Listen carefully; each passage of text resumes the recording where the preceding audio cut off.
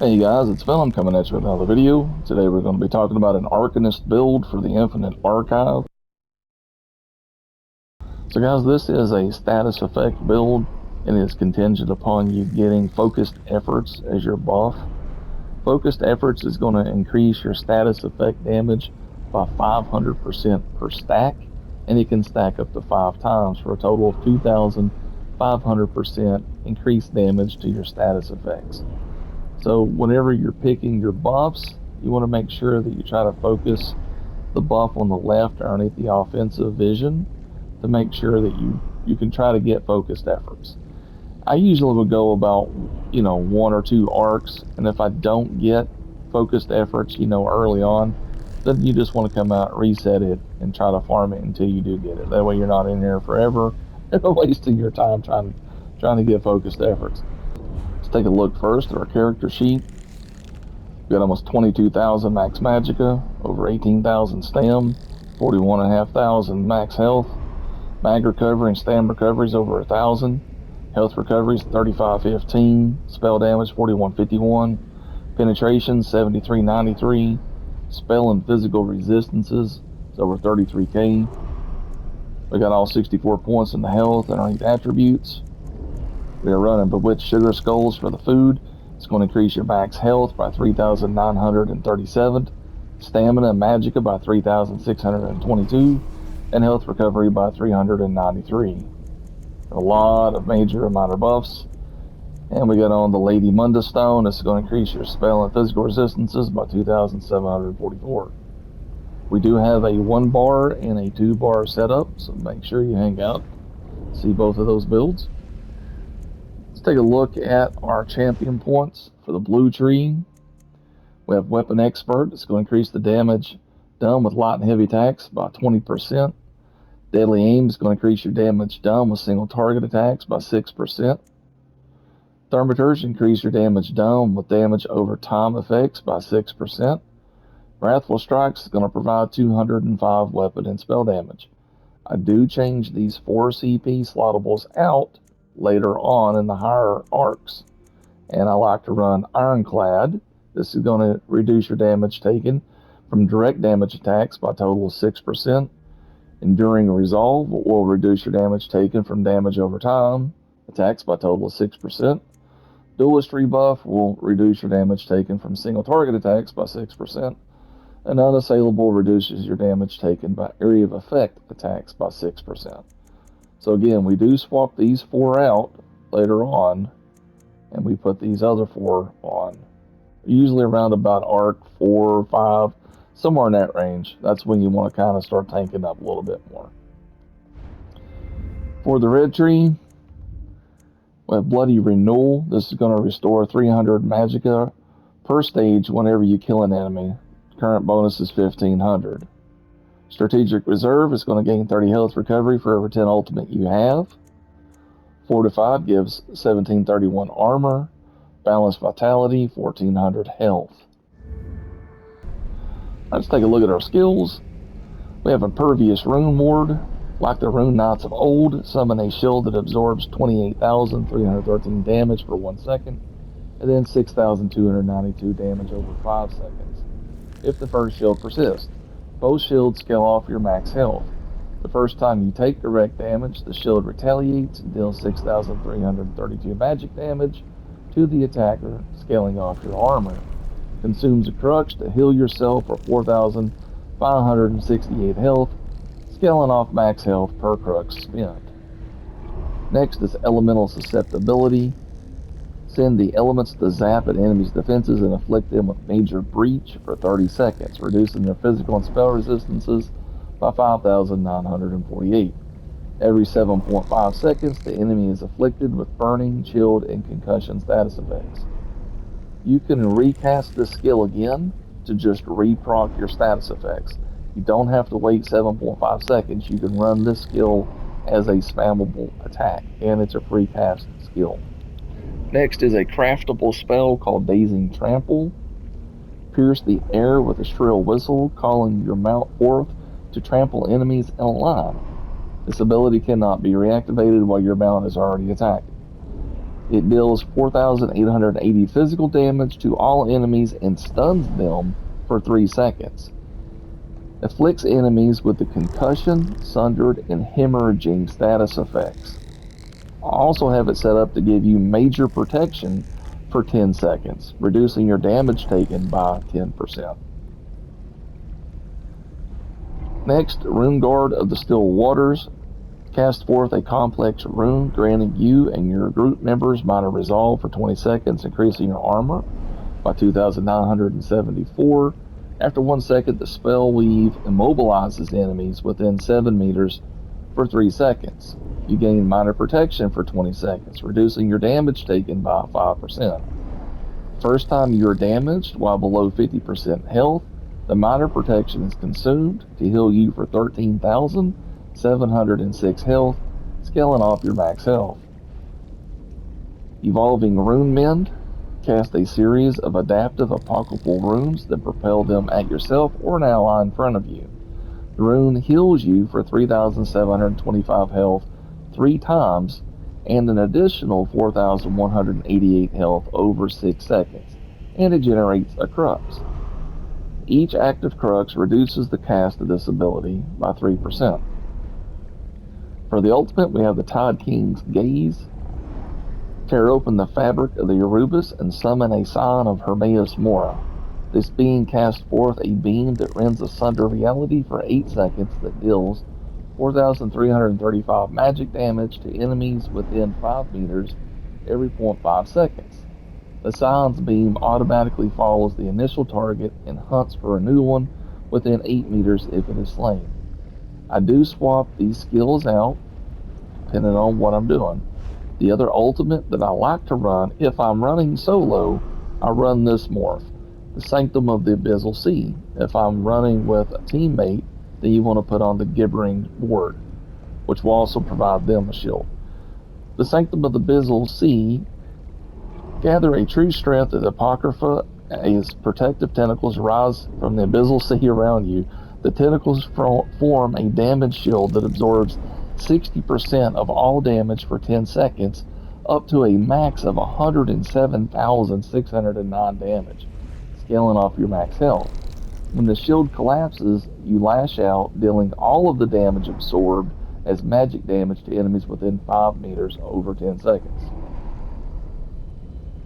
On my back bar, when I'm running a 2-bar setup, this is what I have on it.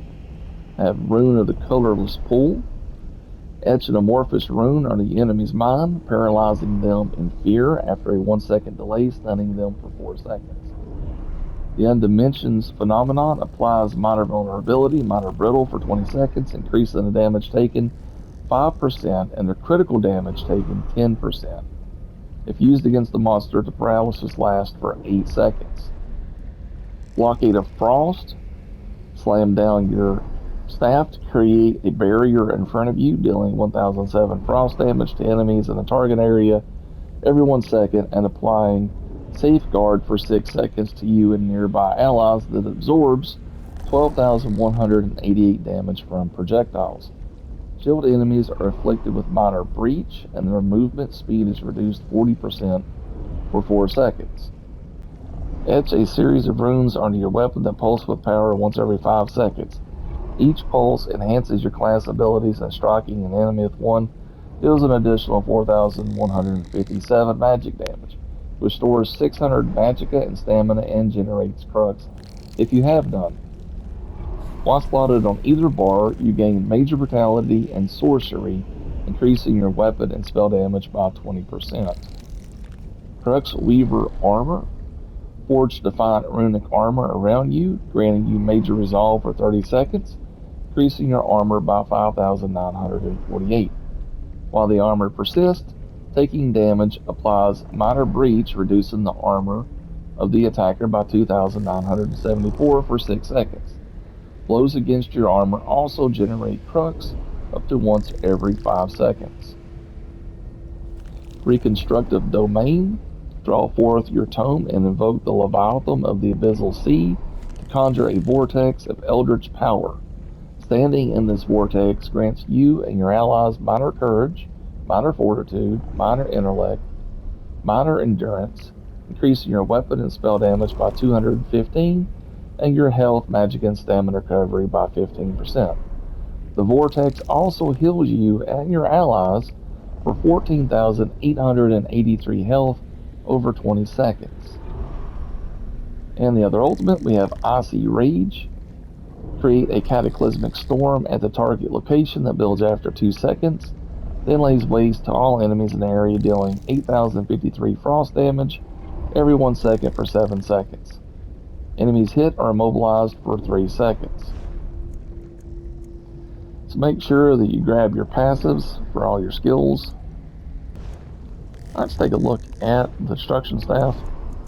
I decided to take Tri-Focus off. I just find it better in Infinite Archive with the buffs and stuff that you get, because whenever you're blocking with an Ice Staff, blocking costs Magicka instead of Stamina. And again, I just personally find it better to take this off, but if you want to leave it on, that's fine.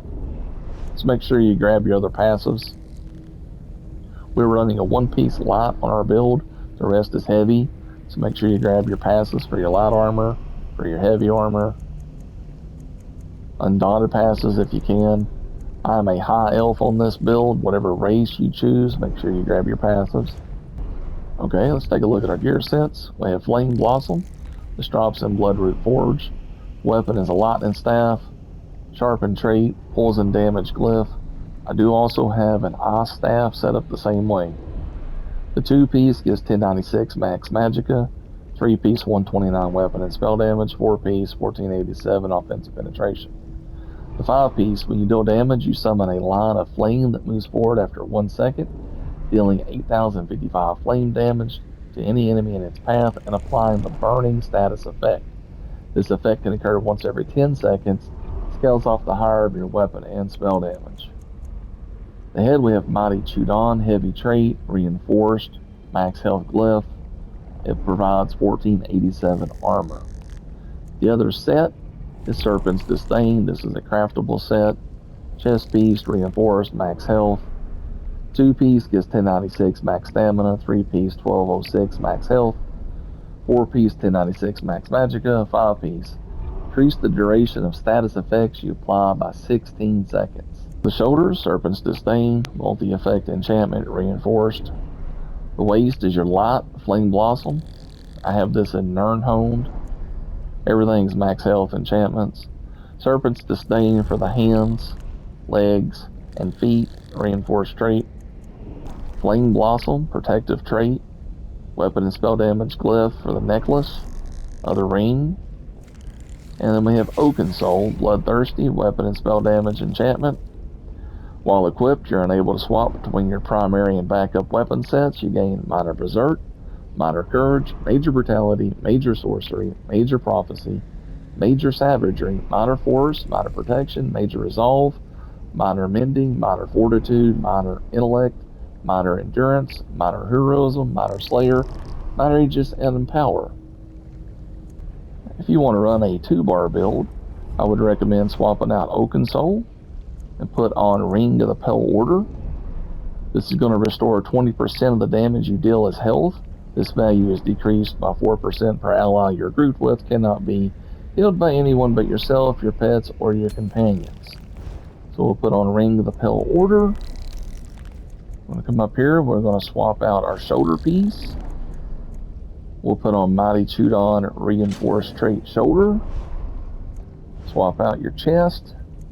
And we're going to have a 1-piece Curious of the Trainee. I have multi-effect enchantment for it. Alright, so my front bar, you want to have Serpent's Disdain, Ice Staff. For the higher rounds, you can run Lightning Staff in early rounds. And then on your back bar, you can run Flame Blossom. And I would recommend running a double Ice Staff in the later rounds, so just change out your back bar. You want to have it Infused Trait, Weapon and Spell Damage Glyph. And whenever you go over to your back bar, it'll proc this set. And when you go to your front bar, it's going to increase the duration by 16 seconds for your status effects. We're still over 33,000 spell and physical resistances. Penetration 7393.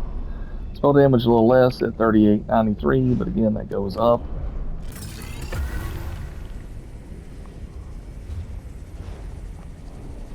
So the way I like to run this with a Dazing Trample, this is going to stun everything. It's going to put the hemorrhaging status effect. It's going to put Sundered on them. And everything in the line as you're cutting it around is just going to get hit and stunned. And all your status effects are going to be cooking it as it's coming at you. And whenever stuff is trying to like rush you down, you're going to use this and you're going to stun everything. And then as you cut back, it will give you time, because this has a cast time to your skill. It takes 1.5 seconds to cast it. So whenever you use your still waters, you'll stun everything, giving you time for your skill to fire. And you want to always be block casting. So as you hit this skill here, you want to be holding block as you cast it. And that way you're not caught. You've got about a half a second that you can get hit with this skill. So you want to be careful that your block isn't down in the later rounds. That's why it's really important that you're kiting your mobs and everything, you can kind of pull them in a straight line. And then if they do get up on you, stun them, and then cast your skill. And that will give you plenty of time to put your status effects on everything. And then once you've got everything lit up, then you're going to start using elemental susceptibility and tagging everything as your spammable. Anyway guys, I've had a blast playing on this build. I hope you all enjoy it as well. If you all will, please drop a like, follow, and subscribe, and I'll try to get back to y'all with another video. Have a good one.